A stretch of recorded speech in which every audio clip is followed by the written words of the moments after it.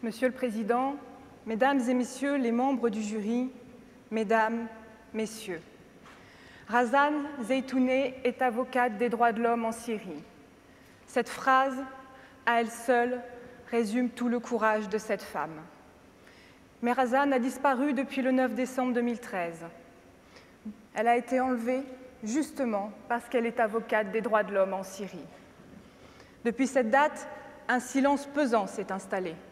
Aucun signe de vie, aucune revendication. Quelle lâcheté de la part de ses ravisseurs. Il est 1h du matin ce 9 décembre 2013 lorsque Razan Zaitouneh est enlevée à Douma, ville située en Ghouta orientale, une région contrôlée par les rebelles, mais assiégée par les forces armées du régime de Damas. Razan n'était pas seule. Elle a été enlevée avec son mari, Wael Hamada, et 2 collègues, Nassem Hamadi, avocat reconnu pour son combat en faveur des détenus depuis la Révolution, et Samira Khalil, membre d'un parti pacifique de l'opposition, tous très impliqués dans la défense des droits de l'homme. Razan et son équipe effectuaient un travail de terrain, de véritables reporters de guerre. Mais l'extraordinaire parcours de Razan Zaitouneh n'a pas commencé avec la révolution syrienne et ne s'est pas arrêté le 9 décembre 2013. Non. Razan Zaitouneh est née le 29 avril 1977. Elle a aujourd'hui 38 ans. 10 ans nous séparent. En 1999, elle est diplômée de l'école de droit. En 2001, elle devient avocate en Syrie et nulle part ailleurs. 5000 kilomètres nous séparent. Malgré le danger, Razan Zaitouneh ne quitterait son pays pour rien au monde. Elle y fonde d'ailleurs les 2 piliers de son action. D'un côté, le Bureau pour le soutien au développement local et aux projets de petite ampleur qui tente d'apporter par tout moyen une assistance humanitaire aux centres médicaux de Ghouta orientale. De l'autre, le Centre de documentation des violations, une organisation non gouvernementale qui recense les violations des droits humains commises par le gouvernement syrien depuis mars 2011. Et même si Razan voulait quitter son pays, cela lui est interdit depuis 12 ans par le régime.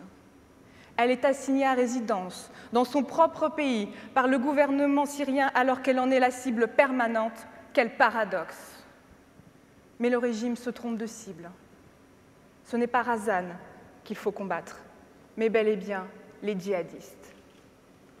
Opposante farouche et notoire du régime de Bachar el-Assad, Razan avait pourtant mis en garde contre la radicalisation de l'opposition, laissant entrevoir l'influence grandissante de l'État islamique. C'est parce qu'elle s'en est prise à l'un de ces groupes djihadistes que Razan a été enlevée. Elle avait accusé ouvertement l'État islamique en Irak et en Syrie d'être l'acteur premier des enlèvements des défenseurs des droits et des journalistes syriens. Ironie du sort, opposante au régime qui a tenté de la faire taire plus d'une fois, Razan a finalement été enlevée par des djihadistes, par les ennemis de son ennemi. Il faut dire que depuis mars 2011, c'est le chaos qui règne en Syrie. Le 18 mars 2011, baptisé a posteriori le Vendredi de la dignité, marque le premier jour du soulèvement syrien. 15 enfants avaient été arrêtés à Deraa, petite ville du sud, pour avoir écrit « Le peuple veut la chute du régime » sur les murs de leur école. Ces enfants ont été torturés, puis rendus à leurs familles, qui se sont alors sentis trahis et humiliés par le régime. C'est le point de départ du soulèvement populaire pour obtenir plus de droits civiques et politiques. Le régime réplique violemment, n'hésitant pas à tirer sur les manifestants pour les faire taire. Le soulèvement se radicalise, l'opposition s'organise et l'armée syrienne libre demande purement et simplement la chute du régime. C'est le début de la guerre civile, le début d'une chasse aux sorcières. Journalistes et défenseurs des droits sont en première ligne. Les avocats sont la cible permanente des autorités syriennes. Menaces, arrestations, détentions, tortures et morts. Il est impossible de chiffrer le nombre d'avocats incarcérés arbitrairement par le régime de Damas et qui n'en sont pas ressortis vivants. Voilà le sort réservé aux défenseurs et militants syriens dans leur propre pays, de la part de leurs propres gouvernants. de vulgaires prisonniers politiques injustement incarcérés. C'est parce qu'elle a continué à se battre pour les droits de l'homme que Razan est tombée dans la clandestinité en avril 2011. La clandestinité, plutôt que l'exil pour se protéger et poursuivre son travail. Clandestine, mais pas anonyme. Plus que de sa sécurité, il en va de la crédibilité de ses propos, car aujourd'hui, en Syrie, un témoin anonyme des atrocités commises par le régime est accusé d'être un menteur. Mais ces atrocités sont réelles. Il suffit de lire les témoignages recensés par le Centre de documentation des violations pour s'en convaincre. Peu importe le risque, Razan est influente et le régime sait que ses paroles ont un poids et sont une menace.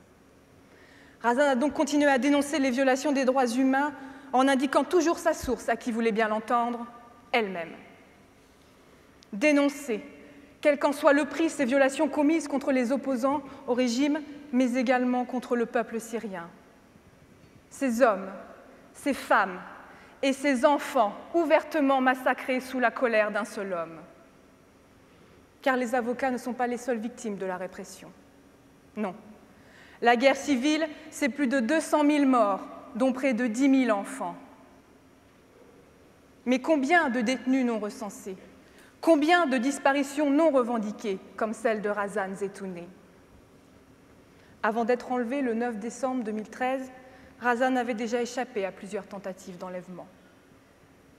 Il lui est reproché d'être une espionne, un agent étranger chargé d'informer la communauté internationale sur la réalité syrienne. Razan est une acharnée et elle se cache pour poursuivre son travail. Mais le régime est plus fort qu'elle et s'en prend à son mari, Wael Hamada, arrêté en mars 2011 par l'armée syrienne. Difficile de dire ce qui lui est exactement reproché tant la liste des fausses accusations est sans fin. Il défend activement et légitimement les droits de l'homme, ce qui suffit à son arrestation. 3 mois de détention, d'abord dans un endroit tenu secret, puis à la prison centrale de Damas, où il sera placé à l'isolement et douloureusement torturé avant d'être libéré sous caution le 1er août 2011, dans l'attente d'un procès fondé exclusivement sur de fausses accusations. C'est parce qu'elle a continué à se battre pour les droits de l'homme, à travailler en faveur des prisonniers politiques et à dénoncer les actes des groupes armés djihadistes que Razan a été enlevée. Aujourd'hui, elle doit continuer à se battre. Razan doit continuer à se battre parce qu'elle est une femme extraordinaire. Elle fait preuve d'un optimisme à toute épreuve et a le don de voir le meilleur au milieu du chaos. Elle le dit elle-même, elle voit la face lumineuse et incroyable de la guerre. Elle voit la volonté du peuple syrien qui s'attache à vivre, à survivre et à se reconstruire au quotidien malgré la trahison de la communauté internationale. Ce sont ses mots et elle a raison. L'indifférence et la faiblesse de la communauté internationale suffisent à la rendre coupable. Coupable d'avoir laissé le régime de Damas impunément massacrer son peuple, coupable de son impuissance. Razan Zeytouneh doit continuer à se battre parce qu'elle est une femme consacrée par ses pairs. Elle est la Mandela de la Syrie. En 2011, elle reçoit le prix Anna Politkovskaya, qui honore les femmes défendant les droits des victimes dans les zones de conflit. La même année, le Parlement européen récompense son implication dans le printemps arabe en lui remettant le prix Sakharov pour la liberté de l'esprit, symbole de son implication féroce dans la défense des droits du peuple syrien. En 2013, elle reçoit même le prix international Femmes de courage, décerné par le département d'État américain pour son courage exceptionnel dans la promotion des droits humains. Razan Zeytouneh est récompensée, mais elle n'est jamais présente pour recevoir ses prix en main propre. Le prix du sacrifice. Et il aura fallu une révolution pacifique et malheureusement une guerre civile pour mettre en avant le travail exemplaire de cette consoeur. Elle force l'admiration. Elle force mon admiration et elle doit forcer votre admiration. Alors, pour que le combat qu'elle a initié ne soit pas vain, Pour que le régime de Damas ne dorme pas en paix, le travail doit continuer. Et il continue, car d'autres défenseurs des droits ont pris le relais. Le Centre de documentation des violations poursuit son travail de recensement avec l'aide des comités locaux de coordination. Dès le début de la guerre civile, ces comités, répartis sur tout le territoire, ont organisé des manifestations pacifiques pour permettre au peuple d'exprimer son mécontentement face au régime. Ils constituent une force déterminante en Syrie et Razan Zaitouneh participait activement à leur fonctionnement. Mais dans un contexte belliqueux, aujourd'hui aggravé par la présence de l'État islamique, dénoncer devient de plus en plus compliqué. La radicalité de l'État islamique, qui a pour but affiché de prendre la main sur la Syrie en supprimant les rebelles, sème le chaos dans un pays déjà affaibli par 4 ans de guerre civile. Aussi étroit soit le chemin, Razan a trouvé la force et le courage de nous transmettre ce dont nous avions besoin pour agir et pour réagir. Alors agissons et réagissons. Être avocat en Syrie aujourd'hui, c'est finalement affirmer son humanité et ne jamais abandonner, quitte à le payer de sa vie. Razan en avait bien conscience, et je la cite, « Vivre sans savoir ce qui pourrait arriver l'instant d'après n'est pas facile, mais nous savons tous que le prix que je paie est modeste par rapport à d'autres.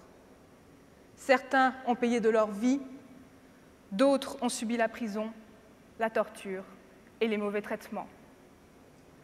Je souhaite, du plus profond de mon âme, que Razan n'ait pas à subir le sacrifice ultime pour que sa cause soit à jamais entendue.